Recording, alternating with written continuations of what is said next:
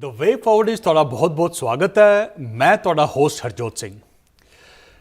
ਕੁਝ ਹਫ਼ਤਿਆਂ ਪਹਿਲਾਂ ਅਸੀਂ ਮਿਡ ਟਰਮਸ ਇਲੈਕਸ਼ਨ ਖਤਮ ਕਰਕੇ ਨਿਕਲੇ ਹਾਂ ਔਰ ਅਸੀਂ ਦੇਖਿਆ ਕਿ ਸਾਰੇ ਮੁਲਕ ਵਿੱਚ ਜਿੱਥੇ ਕਿ ਇੱਕ ਰਿਪਬਲਿਕਨ ਵੇਵ ਨੂੰ ਐਕਸਪੈਕਟ ਕੀਤਾ ਜਾ ਰਿਹਾ ਸੀਗਾ ਉਹ ਵੇਵ ਤੇ ਨਹੀਂ ਆਈ, ਪਰ ਪੂਰੇ ਮੁਲਕ ਵਿੱਚ ਇੱਕ ਐਸਾ ਇਲਾਕਾ ਸੀ ਜਿਸ ਦੇ ਵਿੱਚ ਰਿਪਬਲਿਕਨ ਵੇਵ ਨੂੰ ਦੇਖਿਆ ਗਿਆ। ਉਹ ਇਲਾਕਾ ਹੈਗਾ ਲੌਂਗ ਆਈਲੈਂਡ ਨਿਊਯਾਰਕ ਦਾ।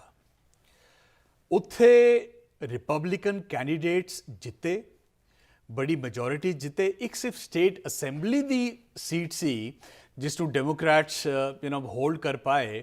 ਬਾਕੀ ਕਾਂਗਰਸ ਦੀ ਸੀਟ ਜਿਹੜੀ ਹੈ ਉਹ ਰਿਪਬਲਿਕਨਸ ਨੇ ਜਿੱਤੀ। ਹੋਰ ਵੀ ਜਿੰਨੀਆਂ ਵੀ ਸੀਟਸ ਵਿੱਚ ਕੰਟੈਸਟ ਸੀਗਾ, ਅਸੀਂ ਇੱਕ ਰਿਪਬਲਿਕਨ ਵੇਵ ਉੱਥੇ ਦੇਖੀ। ਔਰ ਇੱਕ ਜਿਹੜੀ ਬੜੀ ਐਕਸਟਰਾ ਆਰਡੀਨਰੀ ਚੀਜ਼ ਅਸੀਂ ਇਸ ਵੇਵ ਵਿੱਚ ਦੇਖੀ, ਇੱਕ ਕੈਂਡੀਡੇਟ ਜਿਨ੍ਹਾਂ ਨੂੰ ਤੁਸੀਂ ਬਾਖੂਬੀ ਜਾਣਦੇ ਹੋ, ਜਾਰਜ ਸੈਂਟੋਸ, ਜਿਨ੍ਹਾਂ ਨੇ ਪੂਰੀ ਰਿਪਲਸ ਕ੍ਰੀਏਟ ਕੀਤੀ ਇਨ ਦ ਹੋਲ ਕੰਟਰੀ, ਕਿਉਂਕਿ ਇੱਕ ਬਹੁਤ ਸੀਰੀਅਸ ਐਲੀਗੇਸ਼ਨਸ ਉਹਨਾਂ ਪਰ ਲੱਗਦੀ ਹਨ ਕਿ ਉਹਨਾਂ ਨੇ ਜੋ ਵੀ ਆਪਣੇ ਬਾਰੇ ਦੱਸਿਆ ਕੈਂਪੇਨ ਵਿੱਚ ਲੋਕਾਂ ਨੂੰ, ਆਪਣੀ ਪੜ੍ਹਾਈ ਬਾਰੇ, ਆਪਣੇ ਕਰੀਅਰ ਬਾਰੇ, ਆਪਣੀ ਫੈਮਿਲੀ ਹਿਸਟਰੀ ਬਾਰੇ, ਉਹ ਸਾਰਾ ਕੁਝ ਝੂਠ ਸਾਬਿਤ ਹੋ ਰਿਹਾ ਹੈ। ਅੱਜ ਇਨ ਸਾਰੀ ਚੀਜ਼ਾਂ ਬਾਰੇ ਅਸੀਂ ਗੱਲ ਕਰਾਂਗੇ। ਸਾਡੇ ਸਿੱਖ ਕਮਿਊਨਿਟੀ 'ਚ ਬੜੇ ਵੈਲ ਨੋਨ ਇੱਕ ਪੋਲੀਟੀਕਲ ਕੈਂਡੀਡੇਟ ਸਟੀਵ ਬਿਹਾਰ, ਜਿਨ੍ਹਾਂ ਨੂੰ ਕਿਸੇ ਇੰਟਰੋਡਕਸ਼ਨ ਦੀ ਲੋੜ ਨਹੀਂ। ਇਹ ਬੜੇ ਚਿਰ ਤੋਂ ਕੁਈਨਸ ਦੀ ਪੋਲੀਟਿਕਸ ਵਿੱਚ ਇਨਵੋਲਵਡ ਹੈਗੇ। ਸਿੱਖ ਕਮਿਊਨਿਟੀ, ਇੰਡੀਅਨ ਕਮਿਊਨਿਟੀ ਦੇ ਨਾਲ ਬੜੇ ਨੇੜੇ ਇਹਨਾਂ ਨੇ ਕੰਮ ਕੀਤਾ ਹੈ। ਔਰ ਹੁਣ ਅਗੇਨ ਉਹ ਕੈਂਡੀਡੇਟ ਹੈਗੇ ਡਿਸਟ੍ਰਿਕਟ 23 ਨਿਊਯਾਰਕ ਸਿਟੀ ਕਾਉਂਸਲ ਦੇ। ਅਸੀਂ ਵੈਲਕਮ ਕਰਦੇ ਹਾਂ Steve Bihar. Steve, thank you so much for taking all the time today. Thank you for having me.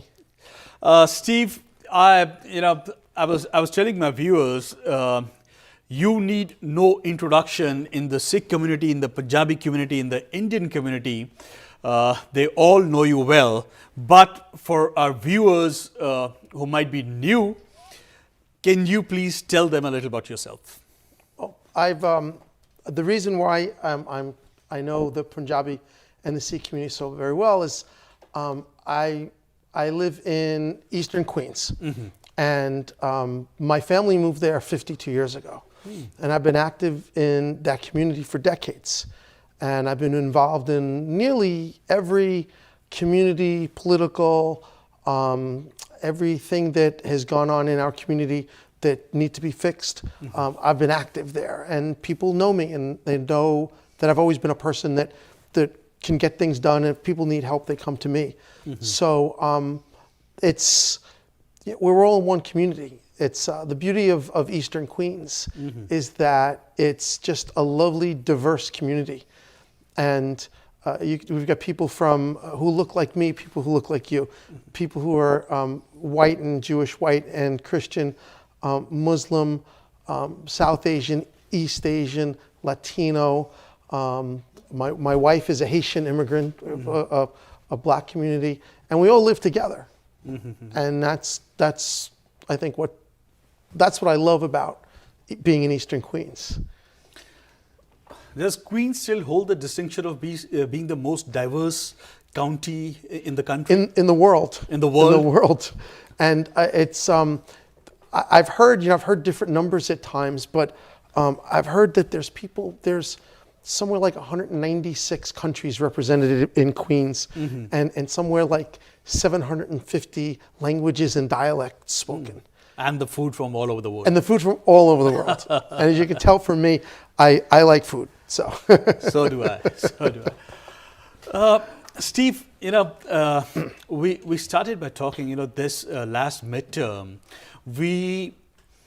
the Democrats were able to prevent that Republican wave, the red wave that everyone apprehended, which usually happens in a year when the president is from the other party. But in rest of the country, that wave was defeated.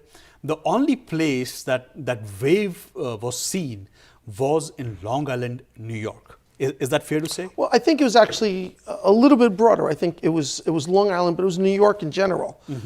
We lost 4 congressional seats in New York that turned the House red, and I think that the red wave only hit New York and Florida. Florida also went very red. The rest of the country didn't see a red wave. What do you see were the reasons for that, particularly in New York? Well, I think one thing that I think Democrats missed in this race was how concerned voters and constituents in general were about crime. I think we totally missed that issue. And I think that we were too focused on statistics, and at the end of the day, when people don't feel safe, you have to address that. And there were some legitimate reasons why people didn't feel safe. We've had a 20-year decline in crime in New York City. So for 20 years, it was going down.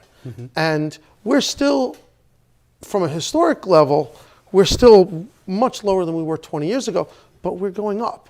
And that's we want our crime rate to be going down, not going up. And it's been going up for a couple of years now. And people want to know what we're going to do to stop it. They want to know if they come home from work, or if they come home a little late at night, or if they're on the subway, that they're safe. And I think that Democrats didn't address that well. And this growth in crime, do you ascribe it to fallout from the COVID, or do you think it's a direct result, as many allege, of the changes in law, particularly with bail reform? Do you see that? I think it's both, because crime has gone up all across the country. And, the rest of the country doesn't have this bail reform issue. So it's not only bail reform. It's the idea, I think, that we shut our economy down. People were kind of desperate for a while. Remember, we had 11 million people who were unemployed, and now people are going back to work. But I think that we still have a little hangover from that. But I think there's also some of the bail reform has also caused this. And I think what's happened is that we've taken away the discretion from our judges. And what people are seeing and getting upset over, and rightfully so, is that someone can commit a crime on Monday and get arrested, and then be out the next day and commit the same crime, and then be out the next day and commit the same crime on a Wednesday. And I think when you see that, people get very upset, and I think rightfully so. There was a need for some reform in the way we treat bail, but taking away discretion from our judges has caused a problem, both from a number standpoint, but much more from a perception standpoint. Yeah, and this thing that you say that committing crime on Monday and then going in and coming out and again committing that crime on Wednesday.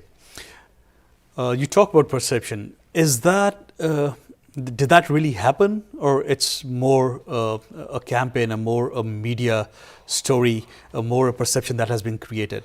It's happened, but what the Republican and the right-wing media has done is really blown it up. And I've seen every time someone commits a crime, the New York Post will write bail reform. It may or may not have been, but every crime they seem to try to tie that to bail reform. Bail reform needs to be fixed. We can't allow people to commit the same crime over and over and over again. And we need to fix that. But I think we've allowed the Republicans and the right-wing media to take control of this issue. And we can't keep our heads in the sand. We have to recognize that it's a problem that needs to be fixed. Steve, a problem that we always talk about, and I really don't know what's the solution to that. And we have seen some real life repercussions of that, and we'll talk about that. The problem I'm referring to is a particular section of people looking, getting exposed to just one kind of media, and the other kind of people getting exposed to the other kind of media. So we don't know the faults of our leaders at that side, and the other side don't know the faults of their leaders on that side, right? And it creates a gap which we always talk about, which Biden talked about. The country is so divided, and this media is not helping. And one of the reasons, would you say, is that President Reagan's change in the law? I understand there was a time when you were supposed to give some particular hours to the opposite viewpoint, and there was a change in the law. Is that right? That was, yeah, there was an equal time provision, and that is gone. But I'm not sure that that was a smart way to do things. And I don't know what the answer is, to be honest with, for the whole thing. But I think what's happened is we've created echo chambers on both sides. Yeah. I think it's particularly stronger on the right. But when you watch certain right-wing news channels, you're just hearing the same thing over and over again. Now, we have that on the left a bit too, but I think it's more fermented on the right, and I think that that Trump has created a lot of that too.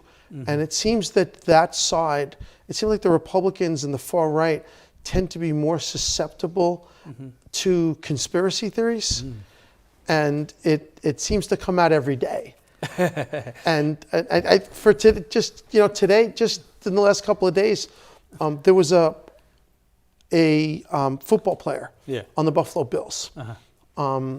And Steve, it's time for a short break. Okay. We'll continue this story after the break. You got it. The way forward. Steve, before going to the break, you were telling us about Damar Hamlin. So, yeah, what happened there? Well, it was a Buffalo Bill player who went into cardiac arrest during a game, and the game was stopped. And he was in the hospital. This happened in Cincinnati. And his heart stopped twice, and he was lucky because the emergency crews were there and they restarted his heart twice. And he was in the hospital for about a week in Cincinnati, transferred him to Buffalo, and he's out and he's recovering. And he was at the last Buffalo Bills game, and he was wearing a hoodie, and I guess this camera angle didn't show his face.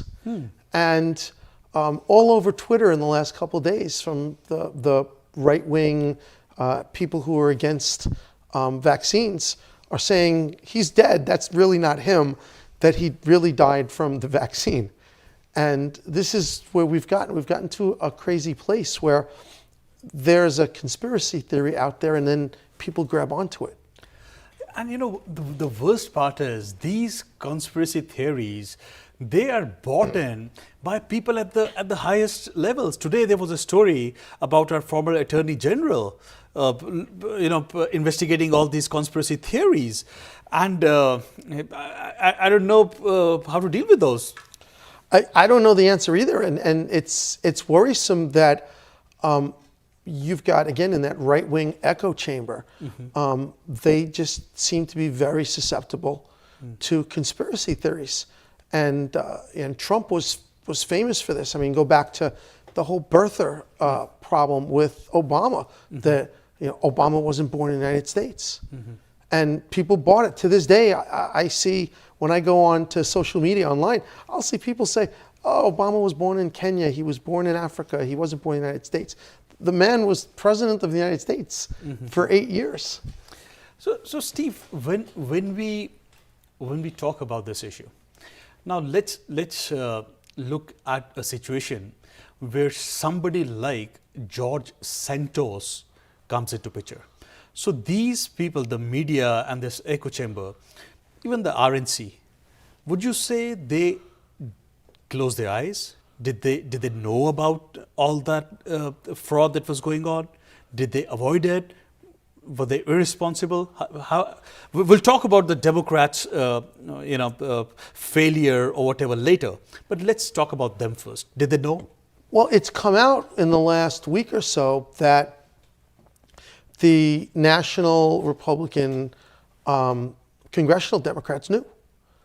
And there was, I've heard from several media reports that it was an ongoing joke amongst them that this guy was such a fraud. And they knew it. And maybe they didn't think he had a chance to win, but they just let him go. And I can say, as a Democrat, if someone was a complete fraud, I would be upset at that as a Democrat. So, but the national Republicans seem to have known that this guy was a complete fraud. Again, I don't think anyone can make this judgment that there are more crooks on one political side than the other. Politicians don't enjoy the highest, excuse my saying that, reputation with the people all over the world. But for some reason, they seem to be popping out more from the Republican side. Is that fair to say? Like we hear McCarthyism, right? I would like you to talk about that with the viewers.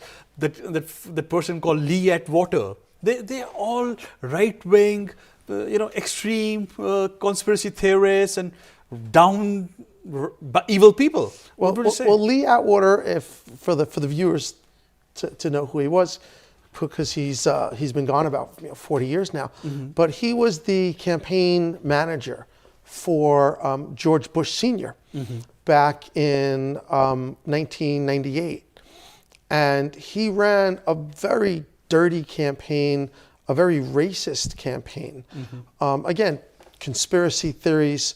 The famous racist ad was the Willie Horton ad. Willie Horton, yeah. And it was really, I think you hit the nail on the head. That was really, we've had dirty politics. I mean, there's stories about, U.S. politics in the 1850s when the country was spiraling towards the Civil War, and congressmen, having fistfights on the floor. So it's not totally new, but I think in the modern era, it was that Lee Atwater Republican side that started this, and it's gotten worse and worse over the years, and just in the last week, Speaker McCarthy decided to keep Eric Swalwell and Adam Schiff off of the Intel Committee.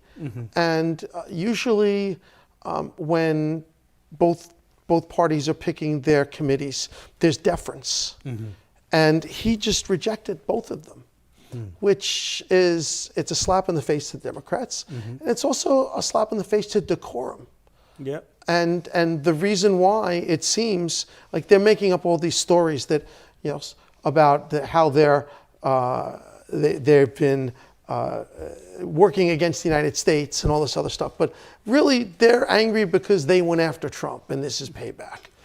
And we shouldn't have that. The Democrats, we shouldn't be taking people off of committees too, unless it's something egregious. And in this case, it's just because you don't like the fact that they led the impeachment of the former president. You speak of committees. Even more shocking, shameful, disgraceful is putting George Santos on committees. Yes. While this is going on. Steve, I would like you to tell our viewers a little about George Santos. They need to know what are the lies that he has made up. You are in a neighboring district. You have grown in the same area, right? You know him. Do you know him personally? I don't know him personally. He covers a big chunk of my city council district, though I'm in a different council district, congressional district. Okay. But also over the summer, I was campaign manager for my very good friend Sanjeev Jindal when he ran for the assembly, and the 3rd congressional district, which he now represents, covered about 60% of Sanjeev's assembly district. So we were campaigning overlapping. And he also ran for Congress 2 years ago against Tom Suozzi. And Tom Suozzi beat him pretty soundly, but we learned back then that the guy's pretty kooky. And he was a strange guy. And Tom Suozzi beat him pretty badly. And suddenly he showed up again this year. And he got the Republican nomination. And the interesting thing, looking in hindsight now, was when he ran in 2020, he claimed he was making $55,000 a year and had no assets. And we found out recently that during that time, he'd also gotten evicted from his home. And 2 years later, he ran as a multimillionaire who lent his campaign $700,000. So the question that now we're looking again in hindsight is, how does a guy go from having no assets at all and is making $55,000 a year and got evicted from his home to becoming this multimillionaire who can afford to lend his campaign $700,000? Steve, you've been involved with the Democratic Party for so long. Tell me, how do they not do any research on the opposition candidates? How does this work? You should, as a candidate. We call it in the business and politics, we call it opposition research. And you should always know about your opponent. And it's something that a campaign does. And it's not dirty, it's just part of the business. You want to know everything you can about the person you're running against. So the Democrats missed it twice, one at the time of Tom Suozzi and then again with George Zimmerman? Well, Tom Suozzi, the way Tom Suozzi puts it, Tom Suozzi he knew his polling was very high. He knew he was going to win. He was the incumbent. He was pretty popular in his district. He looked at George Santos as he used the word that I used to, he looked at him as a kook, and he didn't have a lot of money in his campaign. So I think they felt it wasn't really worth it to go spend a whole bunch of money doing this opposition research. Let's just go beat him and move on and govern. This year was different because it was a different year. It was a different year, certainly, like we mentioned before, on Long Island. And this guy was running as a totally different person. He's totally different than what he was. In 2 years, he was a different guy. It looks, again, in hindsight, it's pretty obvious. Please tell my viewers, what did he lie about? Well, first of all, like I said, he went from having no money and making no money to be a multimillionaire. He said he went to Baruch College, which is a very good college in New York City in the CUNY system. My brother graduated from there, and he didn't. There's no record of him ever attending. He had said he played volleyball. He was a star volleyball player on the Baruch team that he never attended, the school that he never attended. He said he got an MBA from NYU, which he also never attended. He said that he had said his mother died on 9/11 when she just died a couple of years ago. He said that his family were Holocaust survivors when he has no Jewish heritage at all, and that was just a lie. He has gone on over and over. He has said also that he worked for Citibank and for Goldman Sachs, and both of them have no record of him ever working there. He also said that he had see, now I'm keeping thinking because there's so many. He also said that he had an animal rescue nonprofit, and that he had fundraisers for this nonprofit. And now we come to find out that it never existed. So he was doing fundraisers for a nonprofit organization that never existed, which to me is just horrendous. Yeah, and he ran away with some money also, right? Yes, exactly. And it's just, everything he said about him was a lie. The whole thing. And it's what's crazier is that it flew. He won the election. People bought it. So I don't know how does that happen. I don't know what media is doing. I don't know what opposition research is doing. We'll talk about that more after a short break. ਤੁਸੀਂ ਵੇਖਦੇ ਰਹੋ The Way Forward. The Way Forward is ਤੁਹਾਡਾ ਫਿਰ ਤੋਂ ਸਵਾਗਤ ਹੈ। ਮੈਂ ਤੁਹਾਡਾ host Harjot Singh. Steve, as I said earlier, I don't think it would be fair and anyone would accept a blanket statement that there are more crooks on one side of the political aisle than the others, right? Politicians don't enjoy very high reputation when it comes to integrity. But people have a popular perception. People believe that Republicans are better for economy and better against crime, right? We'll talk about crime later, but is there any reality to this perception that Republicans are better for economy? If you look over the last 40 years, it's the complete opposite. Yeah. The economy, the Democrats have done so much better in the economy over the last 40 years. Just think about, let's talk about the deficit to start. Reagan and then Bush Sr., because they were together, it was 12 years. They left a record deficit to Bill Clinton. Bill Clinton, over his 8 years, eliminated the deficit and actually had 4 years of a surplus and left office with a $236 billion surplus, a record surplus. It got so, the fiscal policy was doing so well that we actually stopped selling 30-year bonds because we didn't need to borrow as much. And then George Bush Jr., George Bush came in, and in his first speech for the State of the Union, he said that we've got this huge surplus. And that's no good. That means we're taxing people too much. And he instituted this huge underfunded tax cut for the rich. And immediately we went into record deficits again. And by the time Bush left, we had the financial crisis of 2008, and he left again with a record deficit. Yeah, he fought wars without them being funded. Two prescription unfunded drugs. wars, Yeah. the prescription drug Part D, which was unfunded. Yeah. He left that, and again, the financial crisis. He leaves record deficits. Obama comes in, and over his 8 years, cuts those record deficits in half. And then Trump comes in.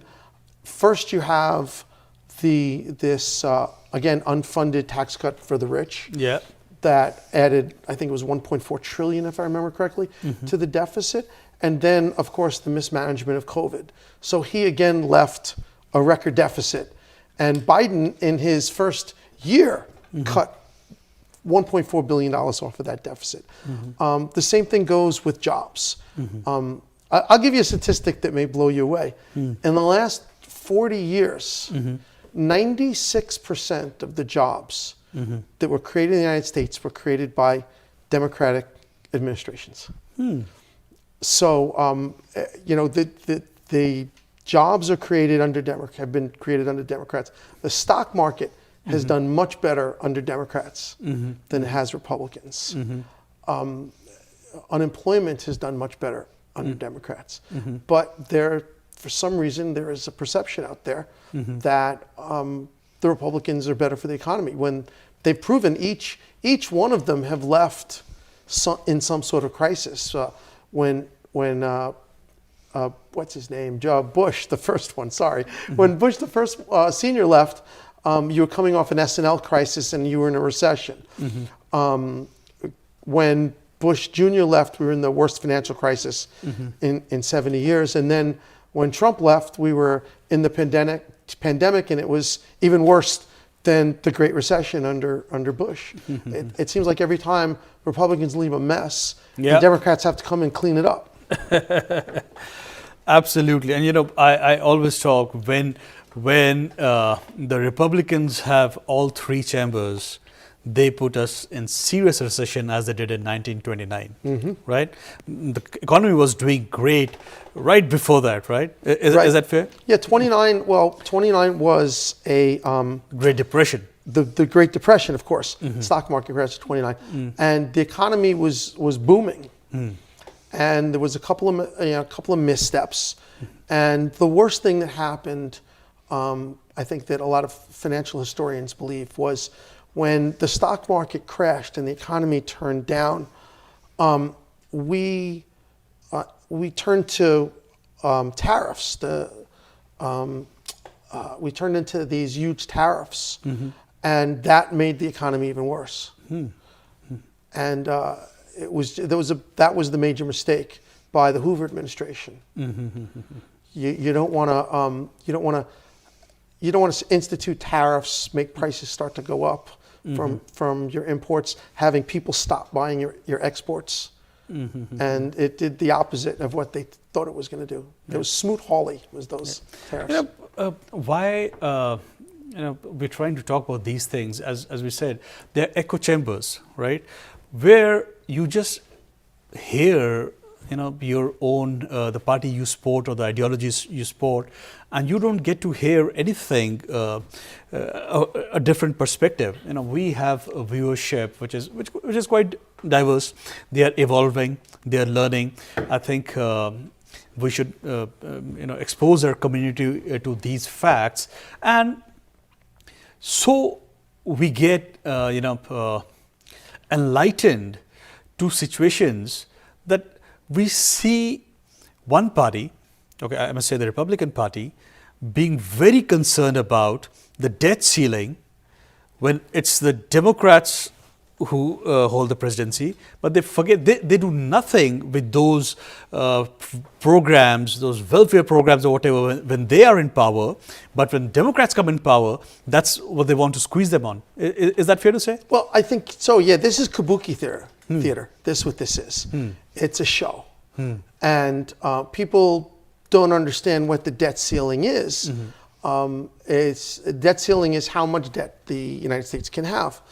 Now, that has nothing to do with necessarily spending going forward. This is to pay our bills now. This is to pay our bills for what we've spent in the past, pay the military, pay our bondholders, keep the government going. This isn't about whether we're going to have less spending or not going forward. This is just paying our bills. And they're using the threat of not paying our bills and throwing our economy into a recession or not, or worse, just to make a scene. And like you said, they never did it under Trump. And Trump in 4 years created 25% of the U.S. national debt that accumulated over 247 years. Yeah. So where was the Tea Party at that time? Where was the speaker Newt Gingrich at that time? They're very quiet, weren't they? Yeah, that's the problem. It's only when the Democrats come here, and the irony of it, like we said before, was that Trump raised the budget deficit up to the stratosphere, record deficit, and Biden's cut $1.4 trillion off the deficit. If you're really worried about the deficit and spending, you'd want a Democrat in there. But I think part of this also is, and this is the sinister part of it, is that what Republicans really want to do is claim that our deficit and our debt is unmanageable and we need to cut. And they want to cut things like Social Security. They want to cut things like Medicare. And that's where we really have to be vigilant. Because we need to protect the people who have put into it, paid into Social Security. This is money that they've put in. They've earned this. And the same thing with Medicare. These people have worked for years. Now they're 65. They've earned this. The funny thing is they don't do it when they have the power.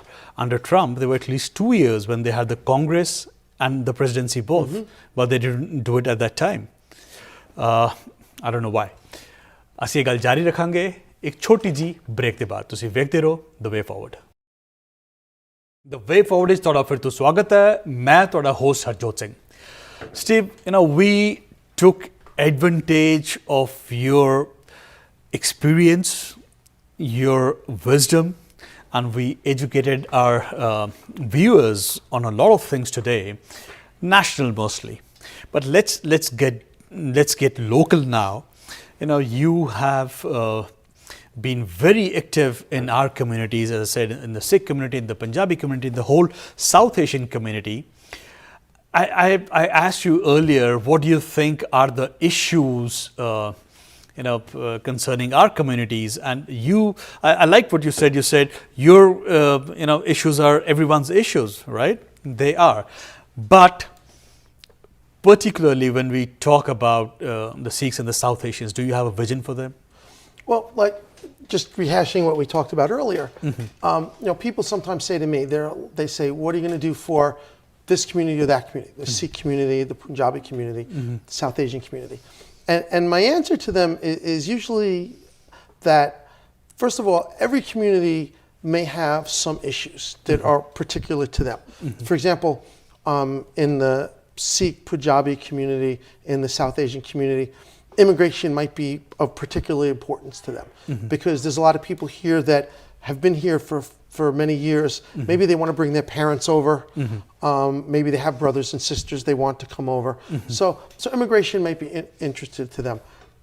Also, we've had some really awful acts of hate and violence against members of the Sikh community, particularly particularly in Richmond Hill, but not even confined to that area. So that's something that the Sikh community is really interested in too, because you want to be safe. You want to be able to dress as you want and feel safe in your own community. Steve, let me tell you something. Safety is a prime issue for any community, right? Number one is safety, then comes anything else. But I must tell you, we have a huge community in Queens. We love being in Queens, but we see, as people get more and more established in Queens, we have seen historically people moving to Long Island. And one of the primary reasons for that is the perception that the education level is not that good in Queens compared to other places in New York, let's say Long Island. You are somebody who has been particularly involved with education. How do you see this issue? Well, I think it's not level like that in the sense that, take my district, District 23, the City Council district. One of the school districts in my district is District 26, which is always one of the top, if not the top school districts in the city. My nephew, who lives with me and my wife, goes to PS 46. I'm first vice president of the PTA at PS 46.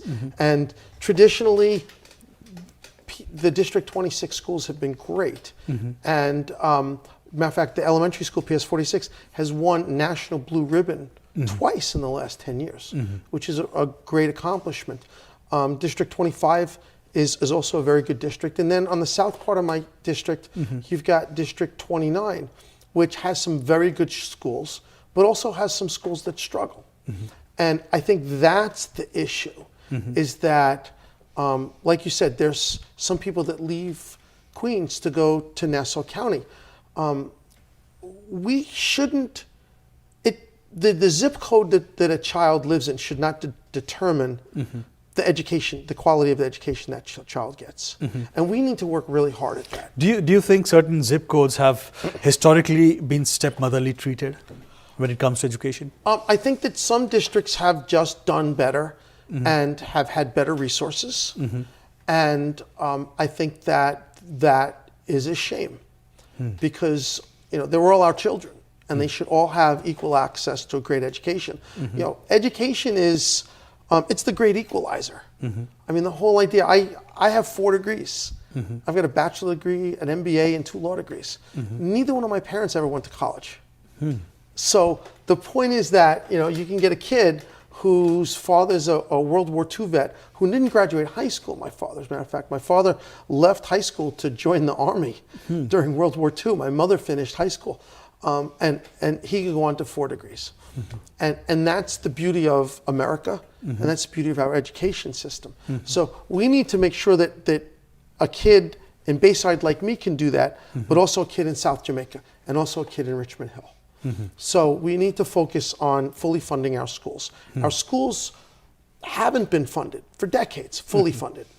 And just this past year, the city council and the mayor cut the school budget by $469 million.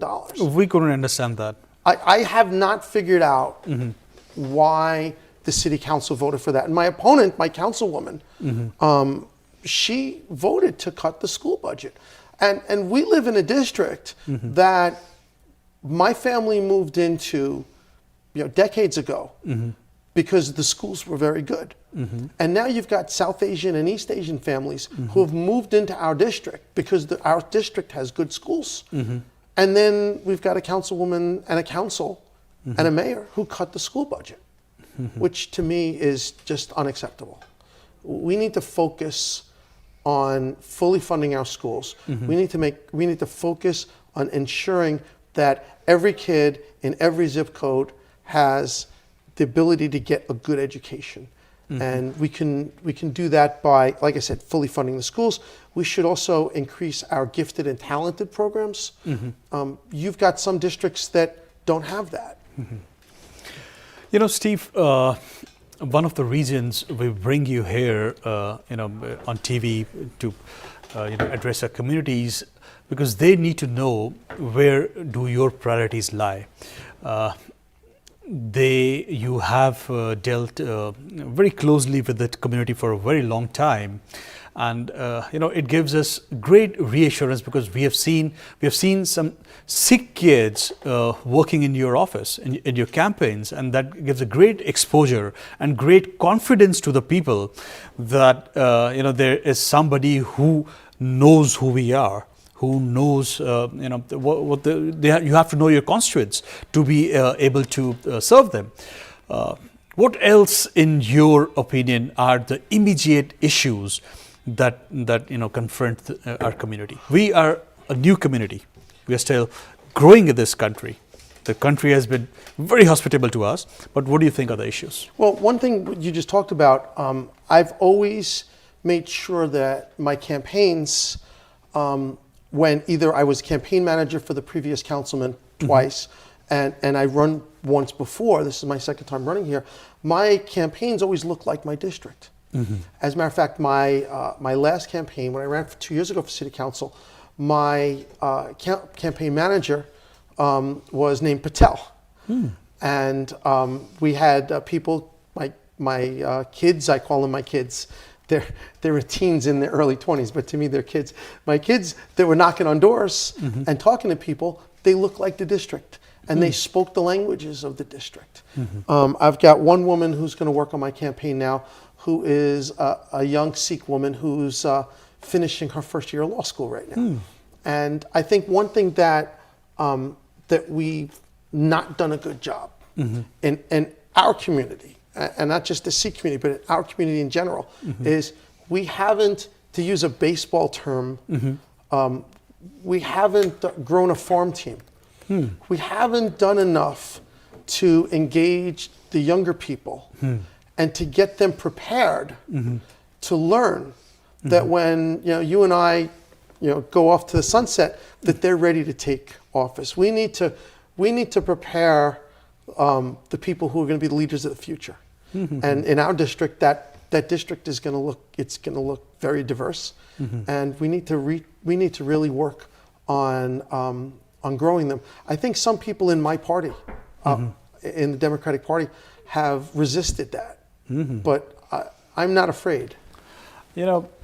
I'll take this message to our community.